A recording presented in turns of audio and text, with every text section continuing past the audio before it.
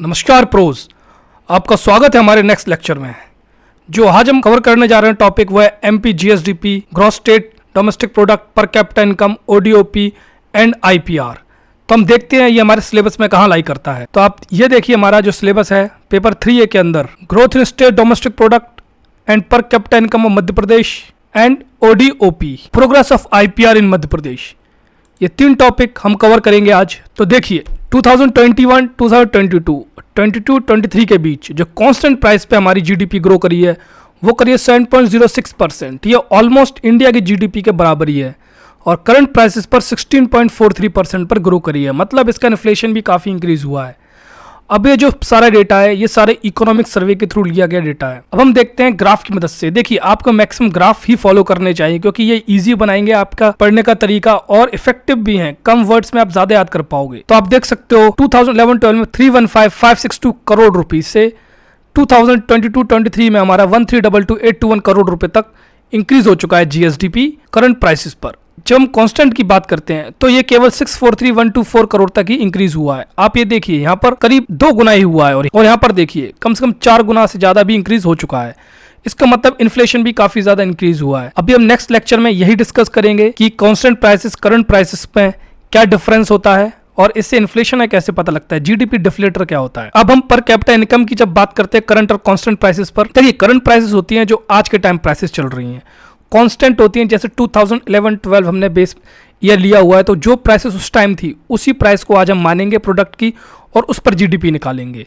और current prices जो अभी चल रही हैं प्राइसेस उससे जीडीपी निकालेंगे। तो वो होती है हमारी करंट एंड कांस्टेंट। सेम जो लॉजिक लगता है वो पर कैपिटा इनकम पर भी लगता है। तो हम बात करते हैं 11-12 में तो 38,497 मतलब 38,500 के लगभग हमारी इनकम हुआ करती थी पर कैपिटा। 2022-23 की बात करें तो कांस्टेंट प्राइसेस पर केवल 65,000 हुई है, दुगनी भी नहीं हुई है यहाँ पर। और यहाँ देखें अगर हम एट कांस्टेंट प्राइसेस से हटकर करंट प्राइसेस पे आते हैं तो लगभग हमारे पास ऑलमोस्ट 4 गुना हो चुका है, 1,40,583 रुपीज़। तो आपको याद रखना है पर कैपिटा इनकम जो हमारी करंट प्राइसेस पर है वो है 1,40,583 रुपीज़ और कांस्टेंट पर है 65,023 रुपीज़। अब जो हमारी ग्रोथ हुई इकोनॉमी के अंदर 2023 के हिसाब से तो प्राइमरी जो सेक्टर है हमारा वो 5.24% से इंक्रीज हुआ है। जो सेकेंडरी सेक्टर है वो 5.42%। देखिए कितना इजी हो जाता है, 5.24, 5.42। और जो टर्शरी सेक्टर है 9.99%। आप ऑलमोस्ट 10% याद करके रखिए, इतने से ये ग्रो किया है। डेट टू जीडीपी रेशियो की बात करें तो 29% तक इंक्रीज हो चुका है 2022 में। डेट टू जीडीपी मतलब होता है कि हमारे स्टेट ने कितना ज़्यादा लोन लिया हुआ है, कितना कर्जा लिया हुआ है और हमारी जीडीपी कितनी है। जो हमारा कर्जा है उसको हम जीडीपी से डिवाइड करते हैं तो हमारा डेट टू जीडीपी रेशियो आता है। मतलब जितना ज़्यादा डेट होता जाएगा उतना ज़्यादा यहाँ परसेंटेज आपको इंक्रीज दिखता जाएगा जीडीपी के मुकाबले।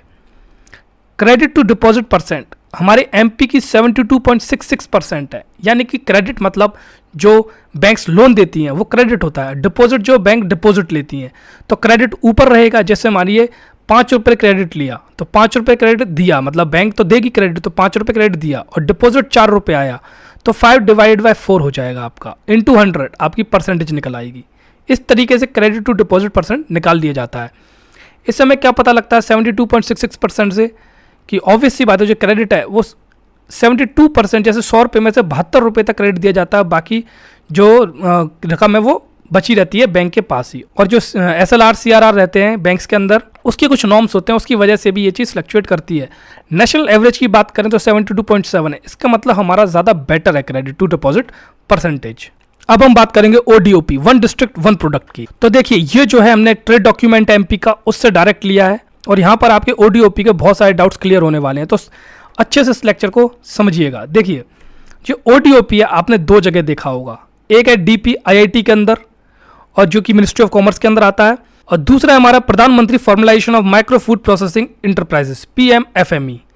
तो जो ODOP जो इनिशिएटिव है जो हम बात करेंगे, स्कीम की बात करेंगे, वो हम DP IIT के बारे में बात करेंगे। जो PMFME है वो केवल एक अप्रोच अपनाता है ODOP की, उसको जैसे कि वो फूड प्रोसेसिंग इंडस्ट्री के अंदर आता है, और ये DP IIT हमारी मिनिस्ट्री ऑफ कॉमर्स के अंदर आती है। जब हम PMFME की बात करेंगे तो उसके अंदर जो ministry of food processing industry का उनका कहना है जो ये ODPOP जो स्कीम है इसी की अप्रोच अपना के हर एक डिस्ट्रिक्ट से एक फूड इंडस्ट्री को डेवलप किया जाएगा। ये ODOP और उस ODOP में बहुत डिफरेंस है, आपको ये वाला ODOP पढ़ना है। तो जो ODOP इनिशिएटिव है स्टार्ट किया गया है department of promotion of industry and internal trade, जो कि आता है हमारे मिनिस्ट्री ऑफ कॉमर्स के अंदर। इसका एम क्या है कि इसको बैलेंस बनाना है रीजनल डेवलपमेंट में across all district of the country, मतलब जितनी भी डिस्ट्रिक्ट हैं पूरी कंट्री में उनमें बराबर उनको डेवलपमेंट करानी है। जो ODOP का मेन आइडिया है उसके अंदर किसी भी एक प्रोडक्ट को सेलेक्ट करना है, उसको ब्रांड करना और प्रमोट करना है हर एक डिस्ट्रिक्ट से, और उस जो डिस्ट्रिक्ट है उसका complete holistic socio economic development करना है। और उसमें क्या रीजन है रीजन को भी हमेशा ध्यान में रखते हुए काम करना है उसके आगे। सेकंड जो उसका आइडिया है वह to attract investment in the district to boost manufacturing and export. जब आप किसी एक प्रोडक्ट को डिस्ट्रिक्ट को बढ़ाओगे, उसको प्रोमिनेंट बनाओगे, तो उसकी मैन्युफैक्चरिंग बढ़ेगी, उसका एक्सपोर्ट बनेगा, उस चीज़ में उसको स्पेशलाइजेशन आएगी।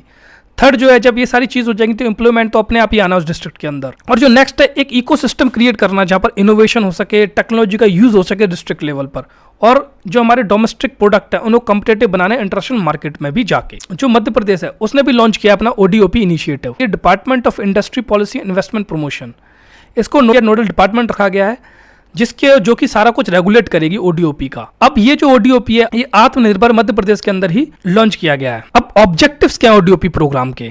देखिए ODOP की जब हम बात करते हैं मेंस के पर्पज से तो केवल ये बात नहीं करते कि किस डिस्ट्रिक्ट से कौन सा प्रोडक्ट है, हमको बाकी चीजें भी जानना जरूरी है, किस मिनिस्ट्री के अंदर है, क्या नोडल मिनिस्ट्री है, क्या ऑब्जेक्टिव्स है हमारे ODOP के। तो इसके अंदर क्या tapping entire value chain for each product service good crop so as to create an ecosystem of farm to consumer in the state. वही बेसिक ऑब्जेक्टिव्स है जो हमने अभी ऊपर डिस्कस किया, वही जो आइडिया डिस्कस किया वही है यहाँ पर कि हमको एक कंप्लीट वैल्यू चेंज बनानी है एक प्रोडक्ट की हो या सर्विस हो या गुड हो, जिससे कि पूरा इकोसिस्टम बन सके और फार्म से कंज्यूमर तक डायरेक्ट चीज़ पहुँच सके। वो ODOP प्रोग्राम का काम है। हमको स्ट्रेंथन करना है बैकवर्ड लिंकेज और फॉरवर्ड लिंकेज। बैकवर्ड लिंकेज यानी कि जैसे कोई प्रोडक्ट है कि कोई ना कोई इसको प्रोड्यूस करेगा तो वो बैकवर्ड लिंकेज हो जाएगी। फॉरवर्ड लिंकेज आपने प्रोडक्ट बना लिया, मैन्युफैक्चर कर लिया, उसको मार्केट करना है, सेल करना है, तो फॉरवर्ड लिंकेज होगी, वो भी स्ट्रॉन्ग करना है। इंफ्रा क्रिएट करना है, इनकम बढ़ानी है, लोकल एम्प्लॉयमेंट बनानी है, स्किल्स बढ़ानी है, लाइवलीहुड भी क्रिएट करना है। तो ये सारे ऑब्जेक्टिव्स हैं हमारे।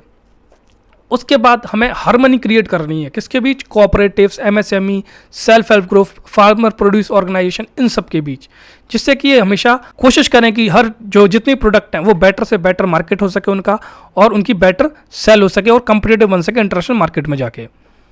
अगला इसका जो मेन ऑब्जेक्टिव आप कह सकते हो कि इसको ये प्रिजर्व और सेफगार्ड करेगा unique craftsmanship and creating provision of raising their skills. आप ये देखिए जैसे बेल मेटल वर्क्स हैं टीकम और दतिया के, इसके अंदर जैसे क्राफ्टमैनशिप आती है, कैसे आप बेल बना रहे हो, तो वो चीज़ को प्रिजर्व करने की, सेफगार्ड करने के प्रोविजन बनाए गए हैं। उसके बाद इंप्रूव करने प्रोडक्ट क्वालिटी। ऑब्वियस सी बात है जब आपका कोई चीज़ रिकॉग्नाइज हो जाएगी, उसकी वैल्यू इंक्रीज हो जाएगी, लोग उसको शॉर्ट आफ्टर रहेंगे, लोग चाहेंगे उनको मिले वो चीज़, तो उसकी क्वालिटी अपने आप बढ़ेगी, ज़्यादा लोग उसमें काम करना स्टार्ट करेंगे, पैकेजिंग बेहतर होगी, इंटरनेशनल स्टैंडर्ड आप तक पहुँच सकते हो। और फिर इसके अंदर आपको ई-कॉमर्स के साथ अपनी पार्टनरशिप को स्ट्रॉन्ग करना है। जब ई-कॉमर्स प्लेटफॉर्म के साथ आपकी पार्टनरशिप स्ट्रॉन्ग होगी तो आप इजीली अपने प्रोडक्ट को मार्केट कर सकते हो, बेच सकते हो। फोकस मेन यही है इस प्रोग्राम का कि आपको एक्सपोर्ट करना है, जो आपके हर डिस्ट्रिक्ट से एक प्रोडक्ट को एक्सपोर्ट करना है, जिससे कि हमारी इकोनॉमी भी ग्रो करे। आपने भी देखा होगा 2030 तक हमको एटलीस्ट $2 ट्रिलियन का एक्सपोर्ट करना है। Marketing and branding of GI tagged unique product of Madhya Pradesh, marketing करनी है। Establishing made in Madhya Pradesh as a global brand, मतलब अब प्रोडक्ट्स पर मेड इन मध्य प्रदेश लिखा होना चाहिए, मेड इन इंडिया की जगह, और उसकी वैल्यू बहुत ज़्यादा होनी चाहिए। मतलब मेड इन इंडिया तो लिखा ही रहेगा, मेड इन मध्य प्रदेश के नीचे लिखा होगा। अब हम बात करते हैं गवर्निंग बॉडी ऑफ ODOP कि ODOP को कौन गवर्न करेगा। इसकी जो मेन बॉडी है वो Madhya Pradesh state promotion committee, और हमारा नोडल डिपार्टमेंट है department of industry policy and investment promotion, DIP-IP। अब गवर्निंग बॉडी करती क्या है? जो नॉर्मल गवर्निंग बॉडी सभी का काम करती है वो गवर्निंग बॉडी यहाँ भी काम करेगी, जैसे कि ये डिसाइड करना, मॉडिफाई करना, ऐड करना, डिलीट करना कोई भी प्रोडक्ट, ठीक है। दूसरा किसी भी प्रोडक्ट को प्रमोट करना, उसकी मैन्युफैक्चरिंग में ग्रोथ इंक्रीज कराना, डोमेस्टिक इंटरनेशनल मार्केट में उसकी एक्सेस बढ़ाना, एवेन्यूज ढूंढना जहां पर आप उसे एक्सपोर्ट ग्रो कर सकते हो, इंप्रूव करना क्वालिटी R&D के थ्रू, स्टैंडर्डाइजेशन बढ़ाना, क्वालिटी बढ़ाना, पॉसिबिलिटी कि GI टैग मिल जाए उस ODOP को। GI टैग मिलेगा तो और ज़्यादा उसकी वैल्यू इंक्रीज होगी, उसकी आइडेंटिफिकेशन बढ़ेगी ग्लोबल लेवल पर।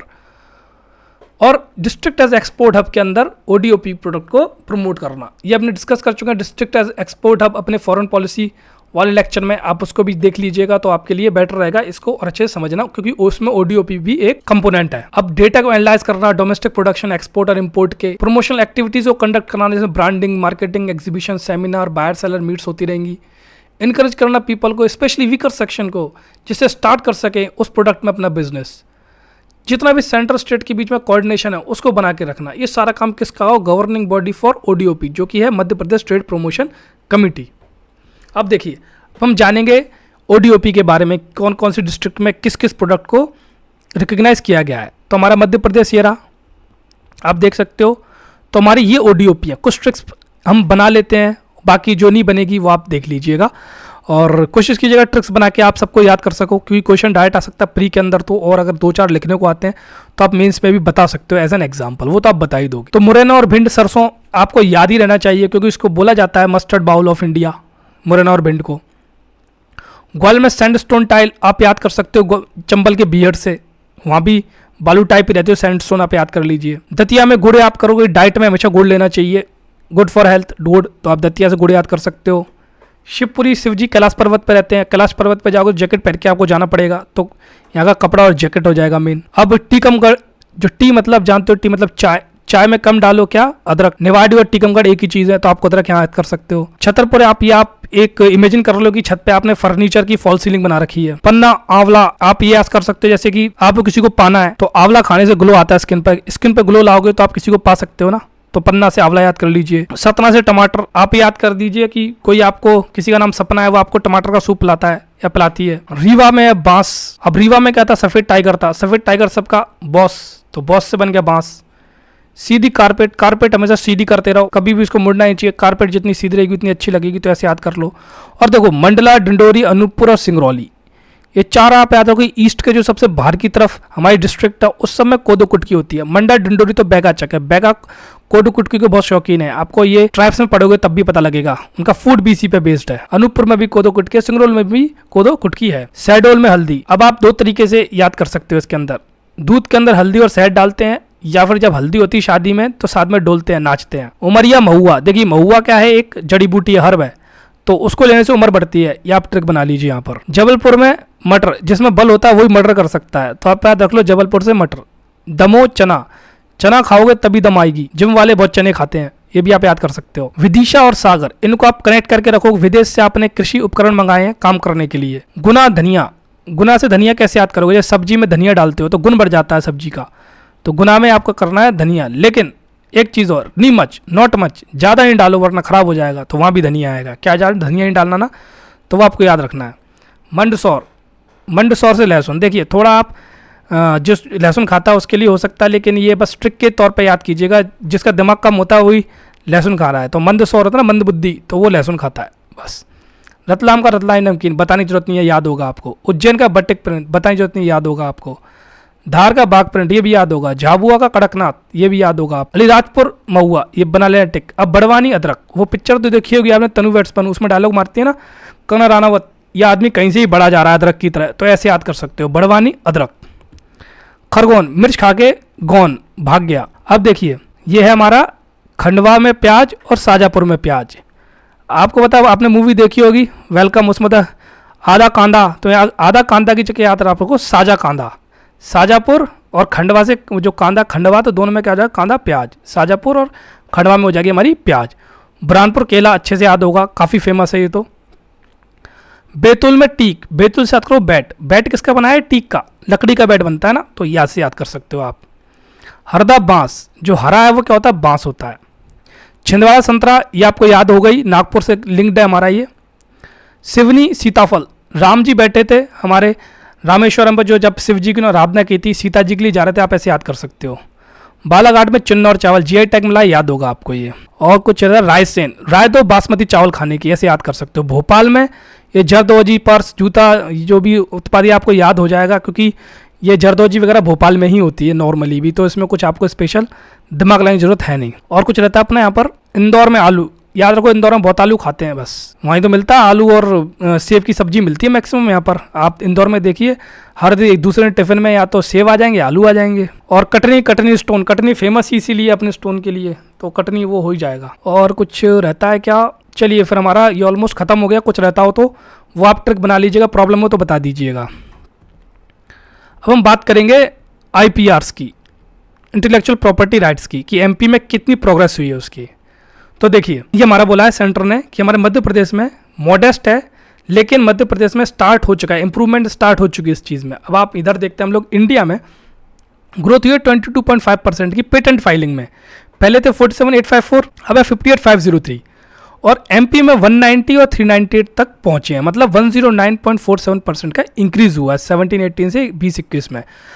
अब MP इस पर बहुत खुश हो रहा है कि 109% हमने इंक्रीज कर लिया अपना, ऑलमोस्ट डबल से पे चले गए हम लोग।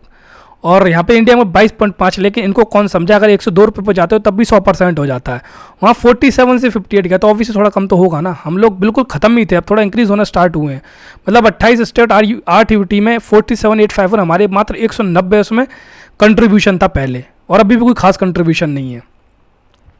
अगर हम जाते हैं डिज़ाइंस पे जाते हैं, तो डिज़ाइंस में क्या है, 11,838 पहले थे, अब 14,241 है इंडिया लेवल पर।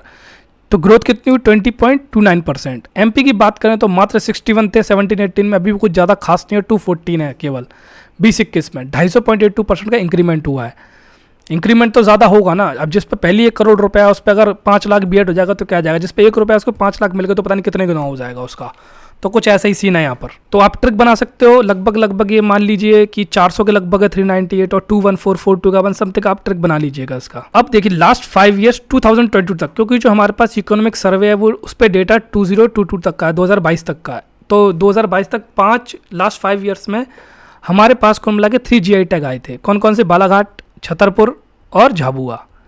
तो इनमें थे कौन कौन से, हम झाबुआ की बात करें तो कड़कनाथ ब्लैक चिकन। देखिए ये बताना इसलिए ज़रूरी है क्योंकि नए ये GI टैग्स हैं, अगर ईयर भी पूछ लेगा तो आपको याद रख सकते हो इसके अकॉर्डिंग आप, ठीक है। तो झाबुआ में तो कड़कनाथ ब्लैक चिकन है, बालाघाट में चिन्नौर राइस आ गया हमारा, और छतरपुर में महोबा का देशावरी पान आ गया। अब 2023 में GI टैग मिले, क्योंकि ये तो इकोनॉमिक सर्वे 22 में खत्म हो गया ना, जो 22 का डेटा खत्म होगा, अब 23 में भी तो कुछ आए होंगे। तो हमारे पास ये 6 GI टैग हैं, आप देख सकते हो, ग्वालियर, उज्जैन, रीवा, जबलपुर, डिंडोरी और बालाघाट, ठीक है। तो अब इसके अंदर क्या है, उज्जैन में बटिक प्रिंट, उज्जैन में हमको क्या मिला है, बटिक प्रिंट। तो आप ये देखिए ऐसा होता है बटिक प्रिंट। अब ये पर्सन इसलिए लगाया क्योंकि आपको थोड़ा याद रहेगा, सामने कोई देख ले तो, और थोड़ा वो ब्यूटीफुल हो तो बेटर याद रहता है ना, इसलिए। गोंड पेंटिंग की बात करें तो विद्या बालन बैठी हैं, गोंड पेंटिंग का क्रेज़ काफ़ी आया हुआ है गोंड पेंटिंग के लिए, तो उन्होंने अपना फोटो खिंचवाया हुआ था। अब कारपेट के लिए तो स्पेशल आए, कारपेट है ग्वालियर में, जैसे डिंडोरी में थे गोंड पेंटिंग मैक्सिमम। अब ग्वालियर की बात करें हम तो कारपेट से हम याद करें कालीन भैया। अब कालीन भैया कैसे याद रहेगा, ग्वालियर चंबल एरिया, चंबल एरिया में कालीन भैया मिल सकते हैं आपको, पीछे देखिए चंबल वाला काम है ना, इसलिए। बालाघाट की बात करें तो वारसोनी साड़ी है यहाँ पर। अब जैसे कैसे याद करोगे बालाघाट और वारसोनी, जब आप वॉर पे जाते हो, किसी भी बैटल या वॉर पे जाओगे किसी भी कंट्री की तरफ से, तो आप अपने बाल कम करके जाते हो ना, छोटे छोटे करके जाते हो, तो बालाघाट हो जाएगा, वारसोनी साड़ी। जबलपुर की बात करें स्टोन क्राफ्ट भेड़ा घाट, सबको पता है भेड़ा घाट पर मार्बल रॉक्स मिलती हैं, वहाँ स्टोन क्राफ्ट होता है, तो ये सुंदर सुंदर ऐसे होते हैं वहाँ पर स्टोन क्राफ्ट्स।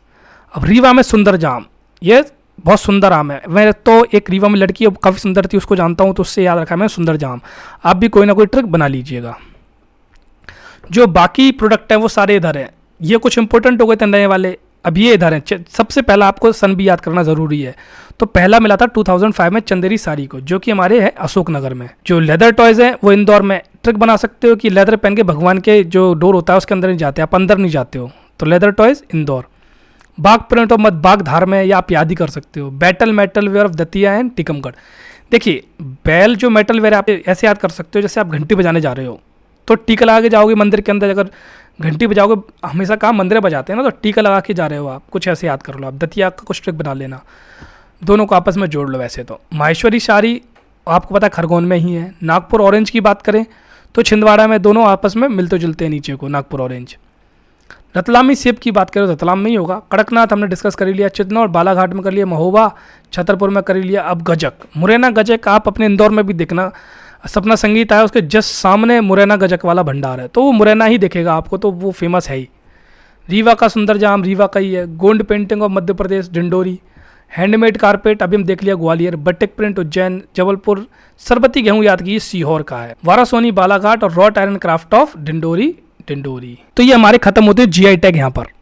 अब थोड़ा हम जानते हैं ट्रेंड ऑफ डिज़ाइन फाइल और ट्रेंड ऑफ पेटेंट फाइल, दोनों को जानने की कोशिश करते हैं। और इंडिया और एमपी लेवल दोनों को यहाँ पे शो किया हुआ है कितना इंक्रीज है। ये इंडिया के नंबर ऑफ डिज़ाइंस हैं और इधर हमारे एमपी के दिए हैं। तो 17-18 में आप देख सकते हो से 18-19 में कोई ज़्यादा इंक्रीमेंट नहीं है, फिर एकदम से इंक्रीमेंट हुआ है 20-21 तक, ठीक है। 214 ये दे रखे हैं।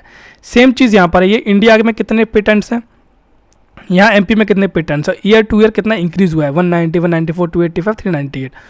तो आप देख सकते हो, अगर आता है ट्रेंड, पूछा जाता है आपसे अगर पेपर में, क्योंकि यही दिया गया है ना हमारा जो सिलेबस है, progress of IPR in Madhya प्रदेश, तो आप इसको एक बार याद कर लीजिएगा, ध्यान में रख लीजिएगा। 70 से सीधी लाइन आई है, फिर एकदम से ऊपर गई है, तो डेटा भी आपको हल्का हल्का याद हो जाएगा। वो 61 से 214 गए हो आप डिज़ाइन में, और पेटेंट में गए हो 190 से 398 तक। तो चलिए यहाँ पर ये लेक्चर हमारा खत्म होता है, फिर मिलते हैं हम नेक्स्ट लेक्चर में। तब तक आप इस लेक्चर को लाइक, शेयर और सब्सक्राइब कीजिए इस चैनल को। Till then signing of.